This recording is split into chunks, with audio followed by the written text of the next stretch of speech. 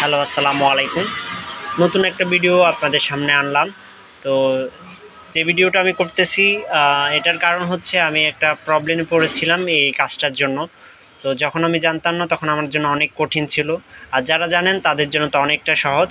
তো আমি যারা জানে না তাদের জন্য এই ভিডিওটা তৈরি করতেছি। তো আমরা যখন ফটোশপে কোনো ইমেজ ফাইল বা ডকুমেন্ট ফাইলগুলো এনে কাজ করি ফটোশপে, তো একসময় এটা রিসেন্ট ফাইলে গিয়ে এটা জমা হয়ে যায়। তো রিসেন্ট ফাইলটা আপনারা কোথায় পাবেন? এই যে দেখেন, রিসেন্ট ফাইলটা হচ্ছে এই যে ফাইলে যাবেন, ফাইলে যাওয়ার পরে এই যে এখানে লেখা আছে ওপেন রিসেন্ট।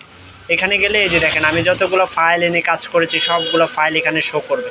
এই ফাইলগুলো যখন এখানে একটা নির্দিষ্ট সময়ে বা নির্দিষ্ট একটা লিমিট আছে, এই লিমিটটা যখন পুড়ে যাবে তখন এটা আর অন্য ইমেজ এনে কাজ করতে পারবেন না, এই ইমেজটা শো করবে না। তো সেক্ষেত্রে আপনারা এগুলো ডিলিট করে দিতে হবে। তো ডিলিট করার জন্য আপনি যে কিছুক্ষণ আগে যে কাজটা করেছেন এটা আপনাকে এখানে ওপেন দেখাবে।